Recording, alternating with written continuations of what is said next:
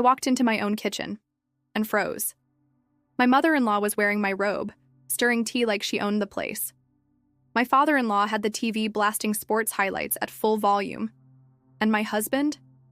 He just smiled at them, as if nothing was wrong. That was the moment I realized this wasn't our home anymore. It was theirs.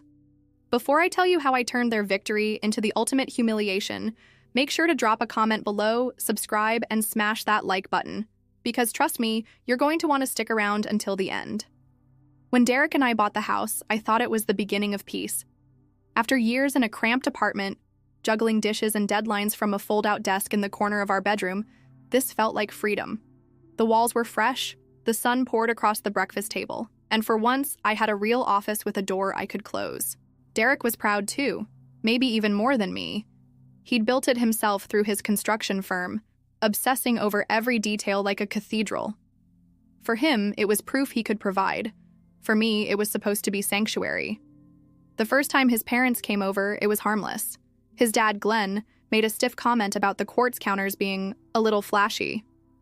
His mom, Sandra, critiqued my lighting choices like she was auditioning for HGTV. I let it slide. Parents are parents. I figured they'd swing by occasionally, admire the house, and leave. But the next Sunday, they came again. No call, no text. Just, we were in the neighborhood, thought we'd stop by. They didn't come empty-handed either. No, that would have been better. They brought a half-frozen pie from the grocery store, tossed it on the counter, and proceeded to make themselves comfortable. Glenn took over the living room TV, blasting sports like it was his personal man cave. Sandra perched in the kitchen, watching me season chicken. "You don't use garlic powder?" she asked, blinking at me like I'd just admitted I don't wash my hands. I forced a polite laugh. "I prefer fresh garlic." Her head tilted, suspicious. "Interesting." Meanwhile, Derek kissed her cheek and said she looked wonderful, oblivious to the fact that I was cooking for 5 instead of 2. He didn't even glance my way when I said extra plates. The worst part wasn't the intrusion. It was the shift I felt deep in my chest. A small, quiet frustration that whispered, if they can walk in once, they'll walk in again. And they did. By the 3rd week, the guest room I had planned to turn into a yoga space had become their nap station. Sandra explained casually, "The couch hurts Glenn's back. The guest bed is better for his posture." That night, lying awake beside Derek as he snored, I stared at the ceiling fan and felt something tighten inside me. The house I thought was ours was slowly slipping away, but I hadn't even seen the worst of it yet. It started with Sundays. Predictable, annoying, but survivable. I'd wake up, see their car in the driveway, and brace myself for another day of helpful comments and Glenn's booming sports commentary. But one Tuesday evening, I came home from errands and froze in the doorway. 2 large rolling suitcases sat neatly by the front door. My stomach dropped before I even saw her. Sandra appeared in the hallway with a cheery smile, silk robe draped around her shoulders like she'd just checked into a spa. "Hope you don't mind," she said, her tone breezy. "We thought we'd stay a few nights. Glenn's back is acting up again. It's just easier not to drive back and forth." "A few nights?" My hand tightened around the keys. "Until when?" "Oh, just until Wednesday," she waved. Derek said it was totally fine. Totally fine. I found Derek in the kitchen, casually scrolling on his phone while a pot simmered on the stove. When I asked, he didn't even look guilty. "It's just a couple days. You know how they are. It's not a big deal." Not a big deal. My chest tightened, heat rushing up my neck. When I walked upstairs, the guest room was already transformed, the bed unmade, Sandra's silk robe hanging over the chair, Glenn's slippers by the door like a permanent fixture. My yoga mat, eucalyptus bundle, and journals shoved into the corner. That night at dinner, Sandra asked if I'd mind switching laundry detergents. "The lavender one you use makes Glenn itchy." Glenn chimed in between bites. "And the water pressure in the upstairs shower is rough. Maybe Derek can fix that?" I smiled thinly. "Sure. I'll add it to my list." Across the table, Derek didn't say a word. He just ate quietly, like nothing was wrong, like this wasn't an invasion. But in the pit of my stomach, something sharp was growing, a mix of resentment and clarity. By Friday, Sandra and Glenn hadn't even mentioned leaving. Their toothbrushes sat in my bathroom. Their jackets filled the hallway closet. Their voices echoed through my home louder than mine ever had. That night, as I lay awake listening to their footsteps in the hallway, something clicked. I realized I had two choices: keep swallowing the resentment until it consumed me, or take control in a way they'd never see coming. And when I finally chose, it wasn't anger that drove me. It was strategy. Because if they wanted to treat my house like theirs, then I was going to make sure it became exactly that. But not in the way they expected. By Saturday morning, Sandra was making pancakes in my kitchen, humming like she owned the place. Glenn sat at the dining table in his robe, scrolling through his phone with the TV blasting in the background. Derek sipped his coffee like this was normal life, like this was how things had always been. I poured myself tea in silence, the steam fogging my glasses as Sandra chirped, "Oh, Kimberly, you should really think about rearranging the spice cabinet. It's so cluttered." Glenn chuckled. "And while you're at it, maybe invest in a new couch. My back hasn't been the same since that first Sunday." I set my mug down carefully, the porcelain clinking against the counter. My hands wanted to slam it, to shout, to demand my home back, but instead I smiled, sweet, quiet, calculated, because I realized in that moment they didn't see me as the owner of this home. They saw me as a guest in their space, and if that was the role they'd cast me in, then maybe it was time to lean into it. That evening, when Derek was upstairs fixing the guest shower pressure, Sandra had insisted, I sat on the back patio and called my friend Vanessa. She listened, as always, without judgment. Then she said something that shifted everything. "Kim, stop reacting. Start planning. If they want the house, let them have it, just not in the way they expect." Her words echoed in my mind long after the call ended, so I began small. I started labeling boxes in the garage, not with my things, but with theirs. Sandra's cookware, Glenn's books, guest bedding. They didn't notice. Why would they? They were too busy spreading out. Next, I adjusted the utilities. I quietly changed the online account access so notifications went directly to me. If Glenn wanted to crank the heat to sauna levels, he'd soon see the bill had his name on it. And then the final spark. While Sandra folded towels in my office-turned-laundry room, she said, "You know, Kimberly, you should really think about boundaries. Work-life balance matters." I almost laughed out loud. Boundaries? From the woman who had colonized my guest room, my kitchen, my home, that was when the idea fully bloomed. If they wanted to live here so badly, I was going to let them. Officially, permanently, but on terms that would leave them begging to escape. All I needed was patience, and the right moment to strike. By midweek, the house no longer felt like mine. Sandra had filled the pantry with her preferred cereals, Glenn had rearranged the living room so he could watch TV at the perfect angle, and Derek just went along with it all, as if this invasion was normal married life. But what none of them noticed was how strategic silence gave me power. I wasn't yelling, I wasn't complaining, I was observing, adjusting, planting seeds. The first shift came with the utilities. While they lounged around after brunch, I quietly forwarded the Wi-Fi bill into Glenn's email. Derek hadn't noticed when I'd updated the account. Neither did Glenn. Not until the following week when the internet cut out mid-game and he had to call the provider.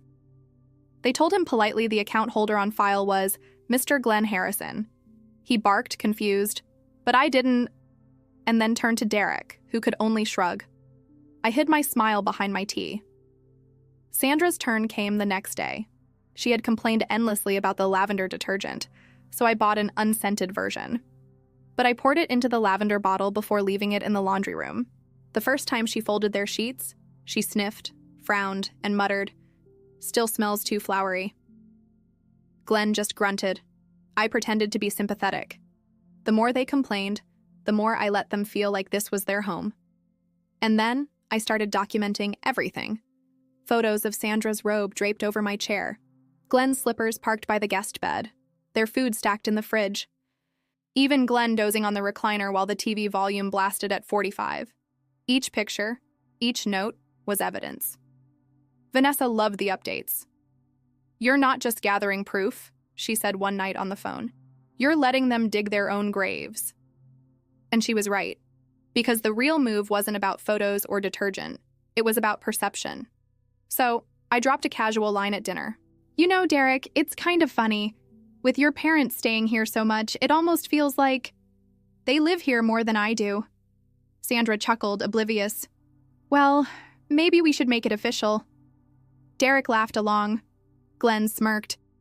I just nodded, filing the moment away like a signed confession, because soon that joke wouldn't feel so funny. By Friday night, Sandra and Glenn had fully settled in. Their toiletries cluttered the bathroom counter, Glenn's aftershave stinking of alcohol and cheap musk. Sandra had even replaced my eucalyptus bundle in the guest room with a vase of fake roses. The house, my house, was slipping further out of my hands every second. And Derek? He didn't notice. He was too busy basking in the glow of being a good son. Every time his parents dropped a critique, he'd grin, kiss his mom's cheek, and act as if their presence was a blessing. But while Derek was pretending everything was fine, I was already 3 steps ahead. That night, after everyone had gone to bed, I sat at my desk and pulled out a single sheet of thick stationery. The pen felt heavy in my hand as I wrote just a few lines. I'll be gone for a while. If you need space, now you have it. Kimberly. I folded it, slid it into an envelope, and left it on the nightstand beside Derek's phone. The next morning, I played the role one last time. I brewed Derek's coffee just the way he liked it, set it on the counter, and kissed him on the cheek. He didn't notice I hadn't made one for myself. He didn't notice the packed bag by the door. He didn't notice me. Sandra was in the kitchen in my robe, asking if I had any chamomile tea that wasn't so flowery. Glenn wandered in yawning, already reaching for the remote. My jaw ached from clenching, but my voice was steady as I told Derek, I need to go help my aunt in Portland. She broke her wrist. He barely looked up. Driving or flying? Driving, it's faster. Okay, drive safe. That was it. No question, no hesitation, no recognition of the storm brewing behind my calm expression. By the time the tires rolled out of the driveway, Sandra and Glenn were already talking about dinner plans as if nothing had changed. But on the nightstand upstairs sat the envelope, my silent declaration. Derek would open it, read the words, and laugh it off. He'd think it was temporary. He'd think I'd be back. What he wouldn't realize yet was that by leaving them the house, I was handing them exactly what they wanted, and exactly what would destroy them. Because the next knock on the door wouldn't be me coming home. It would be a moving truck. It was Tuesday afternoon when the rumble of heavy tires echoed down Silver Hill Lane. Sandra was the first to notice, peering out the living room window with a puzzled frown. A massive white truck pulled into the driveway, its sides stamped with bold blue letters, Sunrise Relocation Services. 2 men in matching uniforms jumped out, clipboards in hand. One of them rang the doorbell. Sandra opened the door, her silk robe tied loosely, Glenn hovering behind her in his slippers. Excuse me, what's all this? The taller mover smiled politely. Delivery for the Langfords, full furniture set, bedroom and kitchen pieces. Says here, new residence, 912 Silver Hill Lane. He tapped his manifest. That's you, right? Sandra's eyes lit up, though confusion flickered for just a second. Why, yes. That is us. Before Glenn could even react, the movers were hauling in a mattress, boxes labeled master bedroom, and a set of cookware. Sandra clapped her hands as if this were some long-awaited surprise. Oh, Kimberly must have arranged this, she chirped. She said we could stay while she was gone. Isn't this wonderful? By the time Derek pulled into the driveway that evening, the guest room had been transformed. The closets stuffed with Glenn and Sandra's clothes, the bed remade with their linens, and, most insultingly, a small sticker had been slapped on the mailbox under our name, Langford and Parents. Derek froze in the doorway, his keys dangling from his hand. What the hell is going on? Sandra turned, beaming. Isn't it great? Kimberly left us the space, we just made it official. You won't even have to worry about a thing. Glenn chimed in between bites of takeout. She even arranged the movers. Thoughtful, huh? Derek's gaze drifted upstairs, to the nightstand where the envelope still sat. He opened it again as if the words might have changed. I'll be gone for a while. If you need space, now you have it. His parents laughed, settling into our house like it had always been theirs. Derek pressed his palm against the letter, the reality sinking in. He wasn't just hosting his parents anymore. He was trapped with them, and I was free. But that was only the beginning. Because as the days turned into weeks, Derek would learn exactly what it felt like to live under his parents' rule. With no buffer, no mediator, and no wife to clean up the mess. The cracks were just starting to show. The first week after I left, Derek tried to act like nothing had changed. He texted me photos of half-cooked lasagna, captioned, "Chef Derek in action." He wanted to prove he could handle it, but I didn't respond. Silence was louder than any words I could have written. By week 2, the facade cracked. Facade. Sandra began her reign in the kitchen. My kitchen. She taped notes to every drawer. "Do not touch this. Kimberly's system is wrong." Glenn turned the living room into his personal sports bar. Snacks piled high, TV volume blasting to 42 while he shouted at referees who couldn't hear him. Derek sat in the middle of it all, a quiet storm building behind his eyes. "Mom," he muttered one evening, "maybe keep the volume lower. Kimberly used to—" Sandra whipped around. "Kimberly's not here, Derek. You'll adjust." Glenn didn't even look up from his game. "Son, the house feels more like a home now." Derek clenched his jaw, but he said nothing. The guest room, once my peaceful yoga space, had morphed into a laundry battlefield. Sandra folded towels with military precision, muttering about Kimberly's sloppy habits. Glenn left his socks in the hallway, sometimes 2 or 3 pairs at once. One night, Derek sent me a text at midnight. "Do you know where the vacuum bags are? House smells weird." I stared at the screen, then set my phone back down without replying. He was drowning, but I wasn't his lifeline anymore. By the 3rd week, even his patience thinned. He asked his mother to help cook dinner while he finished paperwork. She refused. "I don't cook late. It disrupts my digestion." Glenn was supposed to fix the leaky dishwasher, but instead shrugged, saying, "That's Kimberly's thing. She was always good at chores." Derek's sigh echoed down the hallway that night. For the first time, I think he realized the truth. Without me, the house wasn't a sanctuary. It was a prison. The next day, his text came softer, almost broken. "I'm sorry. I didn't realize how much you were juggling. This is hard." But then, almost as quickly, he added the dagger. "Still, they're my parents. I can't kick them out." And that told me everything I needed to know. Because Derek wasn't learning fast enough.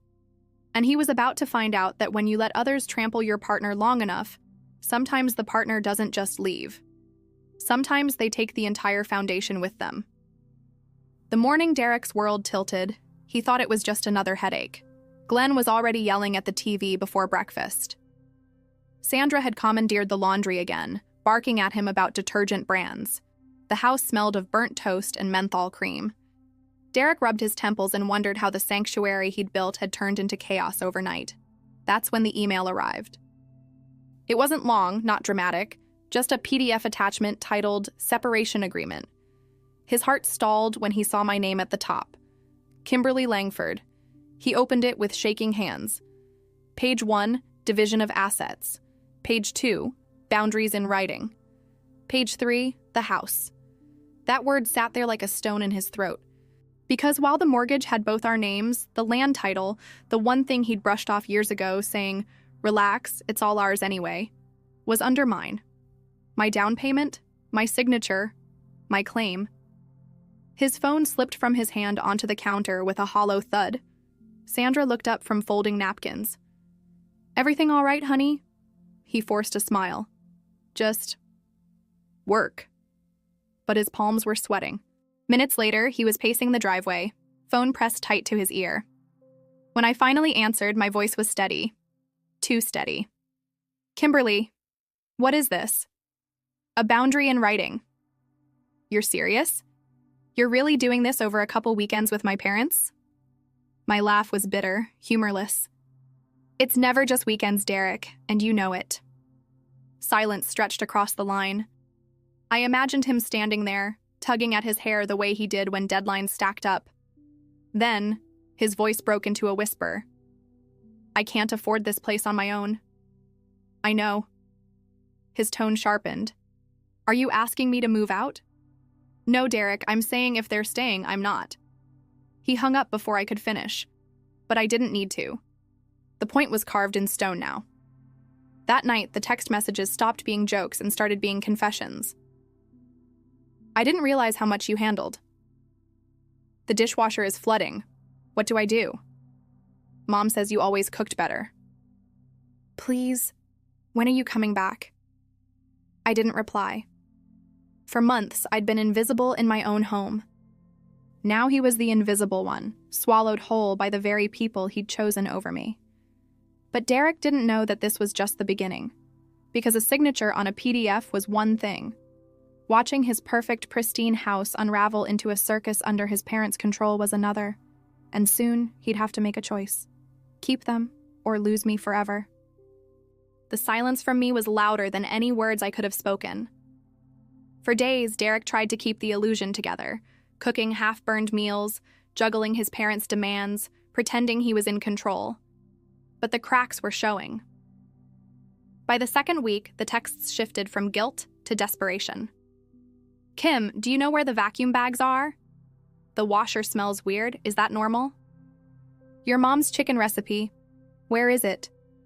Each message felt like a confession, a breadcrumb trail of a man unraveling. I never replied. Meanwhile, Sandra had turned the kitchen into her personal stage. She left notes taped to cabinets. Don't move the spices. She criticized Derek's attempts at dinner. You're undercooking the chicken, dear. Kimberly always knew how to keep Glenn's stomach happy. Glenn, for his part, lounged in the living room, TV blaring at a volume that rattled the windows. Dirty socks piled near the couch, takeout boxes stacked high on the counter. The house Derek once bragged about at work dinners, the house he'd built brick by brick as proof of his success, was sinking into disarray. One night, Derek snapped. I heard it secondhand from Vanessa, who had a friend on the same street. Apparently, Derek shouted at his parents during dinner. Glenn wanted more gravy, Sandra wanted a different detergent, and Derek lost it. His voice carried through the open windows. Do you think this is a hotel? Do you think I built this place for you? Sandra burst into tears, claiming I had turned him against her. Glenn stood up, puffing his chest, accusing Derek of disrespect. Neighbors whispered about the fight the next morning. That night, Derek sent me one last text. I'm sorry. This is hard. I didn't realize how much you carried. But still, Kim, they're my parents. I can't kick them out. That line sealed it. It wasn't just about space anymore. It was about loyalty, about whose comfort mattered most. And Derek had made his choice, so I made mine. The next morning, Derek came home from work to find another envelope waiting on the kitchen counter. Inside, a lawyer drafted an amendment to the separation agreement. This one was sharper, colder. It outlined financial boundaries, personal property rights, and most damning of all, a clause giving me first right of refusal if he ever decided to sell the house. Sandra found it before he did, and she waved it in his face like a piece of contraband.